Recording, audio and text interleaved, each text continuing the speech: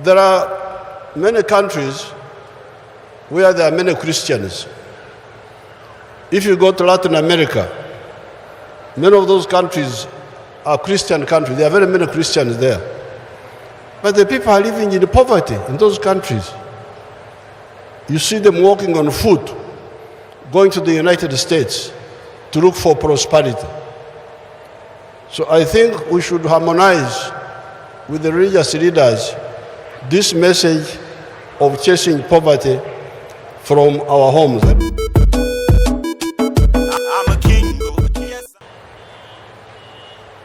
I want to thank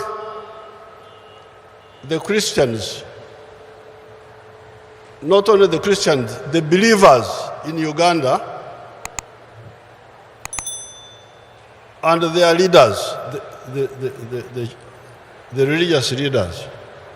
I want to thank you for adopting the NRM ideology, whether you know it or not.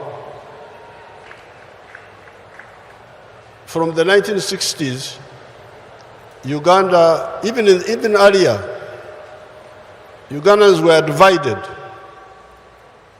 according to tribes, according to religion. You know that very well.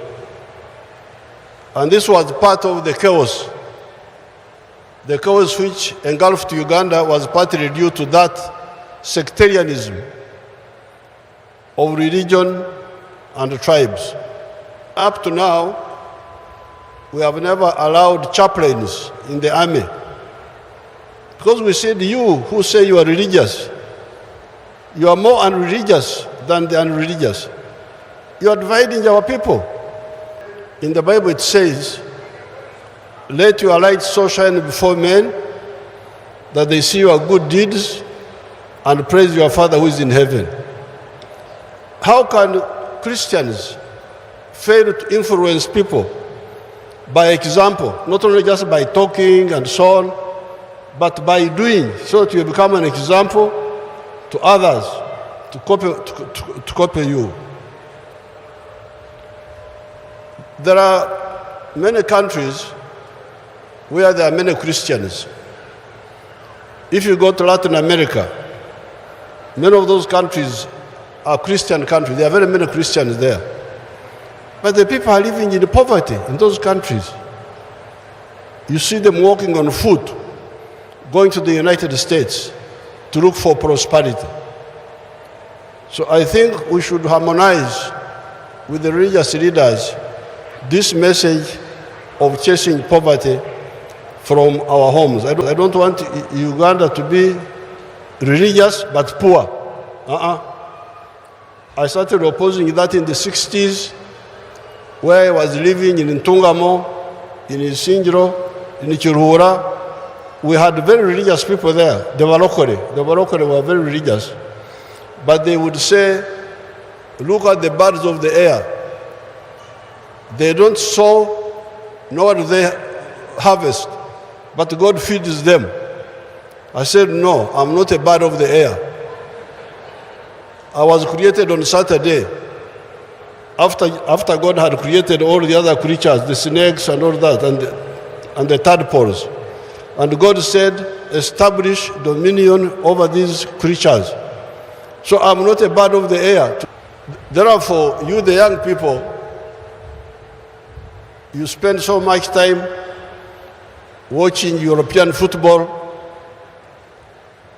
You don't bother with what is happening in Africa here. Even somebody asked me, Mr. Museveni, what football club do you support? I said, what club? What club? I was a footballer myself.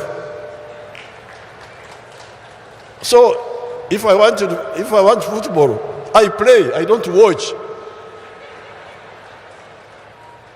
And watch European clubs. So you can imagine the African youth totally diverted. You don't hear them talking about the integration of Africa, which is what Mwalimu was fighting for, and which is what we have been fighting for. And those people who are just talking outside there, I normally follow what they are saying. Like on the issue of the homosexuals. They talk so much, this one, that one. They don't know that Uganda is a land of martyrs.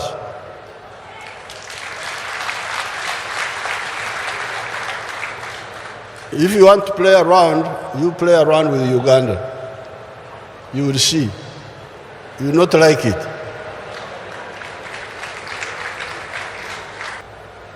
Some of the speakers have talked about corruption. I totally agree with them. Corruption is becoming a problem, and when I address the nation on this, I will say more about the corruption. I congratulate the Ugandans on reaching this day.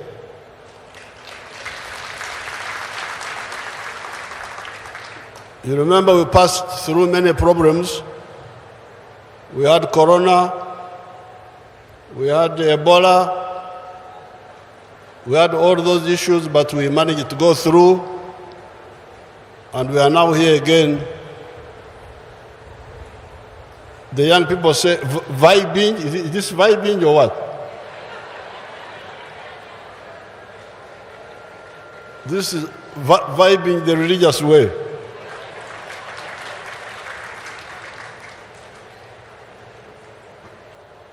When I heard that today was 60 years since the canonization of the saints, I said, but I've been here all this time.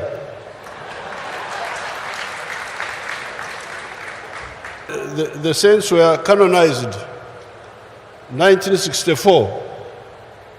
I was 19 years old. I was in S4. So you could say I was a participant. Then, 1986, when we came from the bush, we said, why is Martyrs Day a private function? It should be a public holiday, it should be official. Somebody who was here in 1964, when the Martyrs were canonized. Then 1986, I was here to celebrate. Now, when I had 60 years, I said, I can't miss. Mama, let's go.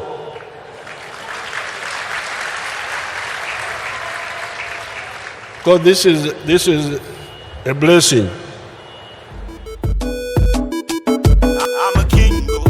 I'm a king, go. I think I'm a king, go.